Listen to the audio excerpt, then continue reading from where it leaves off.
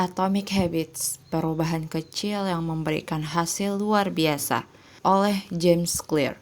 Bab 11. Berjalanlah perlahan, tetapi pantang mundur. Untuk sahabat yang ingin mendapatkan pengalaman mendengarkan audiobook yang lebih baik lagi, please klik tombol subtitle. Terima kasih.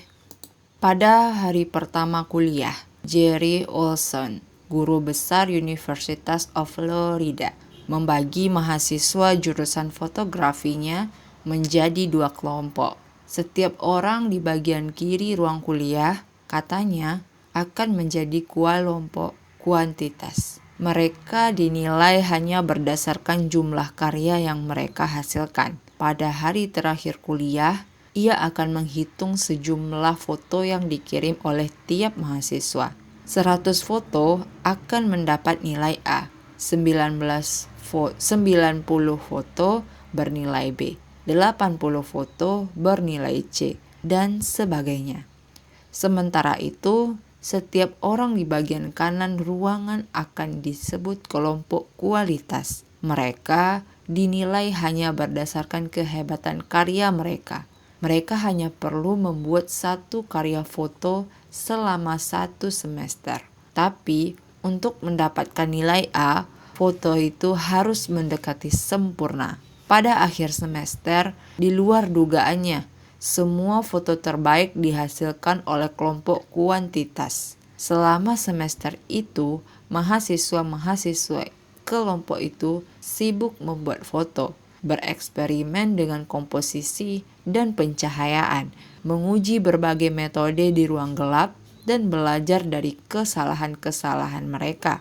Dalam proses pembuatan ratusan foto, mereka menghasilkan keterampilan. Sedangkan kelompok kualitas hanya melamun tentang kesempurnaan. Pada akhirnya, hanya sedikit yang mereka tunjukkan sebagai bukti usaha mereka. Mereka tidak menggali teori-teori yang diajarkan dan hanya menghasilkan foto biasa-biasa. Kita mudah terlena ketika mencoba menyusun rencana yang optimal untuk perubahan. Cara paling tepat dan cepat untuk menurunkan berat badan. Program terbaik untuk membangun otot. Gagasan sempurna untuk usaha sampingan. Kita terlalu berfokus memikirkan pendekatan terbaik sehingga kita tidak pernah sampai beraksi. Voltaire pernah menulis, yang terbaik adalah musuh yang baik. Saya menyebut ini beda antara in motion dan melakukan action. Kedua gagasan itu terkesan serupa, padahal tidak sama. Ketika Anda in motion, Anda membuat rencana, membuat strategi, dan belajar. Semua itu baik, tapi tidak membuahkan hasil. Sebaliknya, action adalah tipe perilaku yang memberikan hasil. Kalau saya menulis 20 gagasan untuk artikel-artikel yang ingin saya tulis, itu in motion. Kalau saya sungguh duduk dan menulis artikel, itu sama dengan action. Kalau saya mencari rencana diet yang lebih baik dan membaca sejumlah buku tentang topik itu in motion. Kalau saya sungguh makan makanan yang sehat, itu adalah action. Kadang in motion ada gunanya, tapi perilaku itu tidak akan pernah membuat hasil dengan sendirinya. Tak peduli berapa kali Anda berdiskusi dengan pelatih, kegiatan itu tidak akan pernah membentuk tubuh Anda. Hanya aksi berolahraga yang akan membuat Anda memperoleh hasil yang diinginkan. Bila in motion tidak mengantar kita ke hasil, mengapa kita melakukannya? Kadang kita melakukannya karena kita sungguh perlu membuat rencana atau belajar lebih banyak. Namun, lebih sering daripada tidak, kita melakukannya karena in motion memungkinkan kita merasa seolah-olah kita mendapatkan kemajuan tanpa menempuh resiko gagal. Kebanyakan dari kita adalah ahli dalam mengkritik. Tidak enak rasanya kalau sampai gagal atau ditegur di depan umum. Jadi, kita cenderung menghindari situasi-situasi yang memungkinkan hal itu terjadi.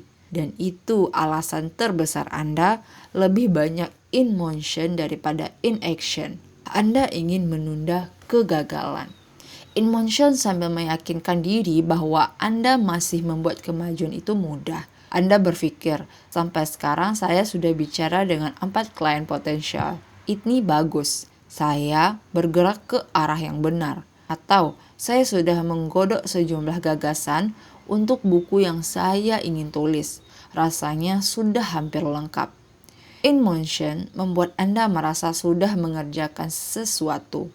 Padahal, sesungguhnya Anda hanya bersiap untuk melakukan apa yang seharusnya Anda lakukan. Ketika persiapan menjadi semacam upaya menunda, ada yang perlu diubah. Anda tidak ingin hanya membuat rencana, Anda ingin menerapkannya. Bila ingin menguasai kebiasaan, kuncinya adalah mulai dengan perulangan, bukan membayangkan kesempurnaan. Anda tidak perlu memetakan setiap ciri kebiasaan baru.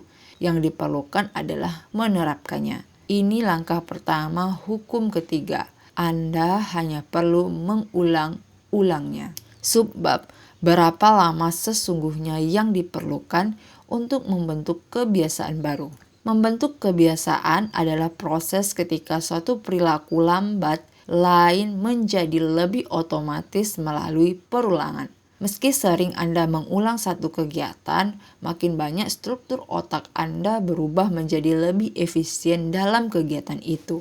Ilmuwan syaraf menyebut potensial jangka panjang yang merujuk ke penguatan koneksi di antara neuron dalam otak berdasarkan pola kegiatan terbaru. Dengan tiap perulangan, pengiriman sinyal antar sel membaik dan koneksi-koneksi saraf semakin erat. Fenomena yang pertama kali diuraikan oleh ahli neuropsikologi Donald Hebb pada 1949 ini umum dikenal sebagai hukum Hebb, yang berbunyi neuron-neuron yang teraktifkan bersama-sama menjadi saling terhubung. Mengulang kebiasaan mengantar ke perubahan-perubahan fisik yang jelas dalam otak. Di kalangan musisi, cerebellum mereka yang sangat penting untuk gerakan-gerakan fisik seperti memetik atau menggesek senar lebih besar ketimbang pada orang yang bukan musisi. Sementara itu, ahli matematika mengalami penambahan gray matter dalam lobulus parietalis inferior yang sangat berperan dalam kompetensi dan kalkulasi. Ukurannya berkolerasi langsung dengan jumlah waktu yang dikerahkan dalam bidang itu.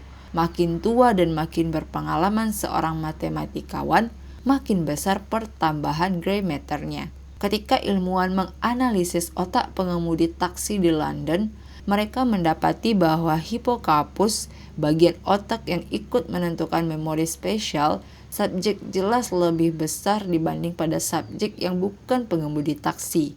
Yang lebih mengejutkan, hipokampus mengecil ketika seorang pengemudi pensiun, seperti otot-otot tubuh yang beraksi terhadap latihan beban teratur. Bagian-bagian otak tertentu beradaptasi sewaktu digunakan dan menyusut ketika kegiatan serupa ditinggalkan. Tentu saja, pentingnya perulangan dalam memapankan kebiasaan sudah lama disadari sebelum ahli-ahli ilmu syaraf mulai meneliti secara sistematis. Pada 1860, ahli filsafat Inggris George Halawes menulis, ketika belajar bicara dalam bahasa baru, belajar memainkan alat musik, atau melakukan gerakan yang tak lazim, orang merasakan kesulitan karena saluran-saluran yang harusnya dilalui oleh suatu sensi belum mapan, tapi setelah perulangan yang sering berhasil membuat jalan pintas. Kesulitan-kesulitan itu menghilang. Aksi menjadi begitu otomatis sehingga dapat dilakukan tanpa melibatkan pikiran sadar lagi. Akal sehat dan bukti ilmiah saling sejalan. Perulangan adalah suatu bentuk perubahan. Tiap kali mengulang suatu aksi, Anda mengaktifkan rangkaian syaraf tertentu yang terkait dalam kebiasaan termaksud. Artinya, mengulang adalah salah satu langkah paling penting yang dapat Anda ambil untuk menjadikan kebiasaan baru. Itu sebabnya, mahasiswa yang mengambil banyak foto mengalami keterampilan yang meningkat, sedangkan yang hanya berteori tentang foto sempurna tidak mengalaminya. Salah satu kelompok aktif dalam praktik, sedangkan yang lain belajar secara pasif. Yang satu disebut action, sedangkan yang lain disebut in motion. Semua kebiasaan mengikuti lintasan serupa dari latihan yang serius sampai menjadi perilaku yang otomatis. Proses yang dikenal sebagai otomatisasi. Otomatisasi adalah kemampuan melakukan perilaku tanpa memikirkan tiap langkahnya, yang terjadi ketika pikiran bawah sadar mengambil alih. Dalam hal mendatang, Anda akan melihat bagian ketika peneliti memantau tingkat keotomatisan suatu kebiasaan yang benar-benar dilakukan. Misalnya, berjalan 10 menit tiap hari. Bentuk bagian ini yang ilmuwan disebut kurva pembelajaran, menyingkapkan kebenaran penting tentang perubahan perilaku. Kebiasaan terbentuk berdasarkan frekuensi, bukan waktu. Salah satu pertanyaan yang paling umum saya dengar adalah berapa lama orang membangun kebiasaan baru? Padahal yang seharusnya ditanyakan adalah berapa kali kegiatan harus diulang untuk menjadikannya kebiasaan baru, yaitu berapa banyak perulangan yang diperlukan untuk menjadikannya kebiasaan yang otomatis. Tidak ada yang ajaib terkait dengan berlalunya waktu dalam kaitan dengan pembentukan kebiasaan. Bukan masalah apakah itu 21 hari atau 30 hari atau 300 hari.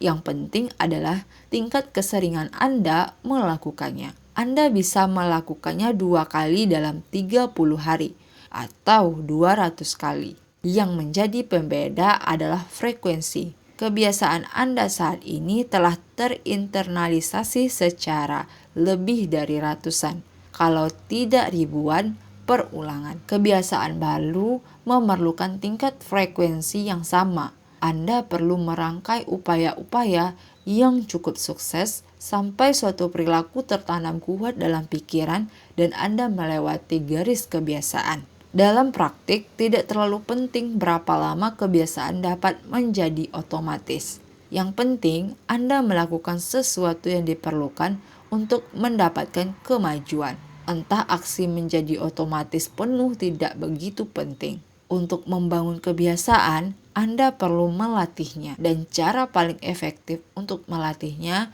adalah mengikuti kaidah dalam hukum ketiga perubahan perilaku, yaitu menjadikannya mudah. Bab mendatang akan menunjukkan kepada Anda cara melakukannya dengan tepat. Ringkasan bab 1. Hukum ketiga perubahan perilaku adalah menjadikannya mudah. 2. Bentuk pembelajaran paling efektif adalah berlatih, bukan membuat rencana. 3. Berfokus pada action, bukan in motion. 4. Pembentukan kebiasaan adalah proses ketika perilaku mengalami kemajuan menjadi lebih otomatis melalui perulangan. Dan terakhir, jumlah waktu Anda melatih sebuah kebiasaan tidak sepenting jumlah perulangan dalam melakukannya.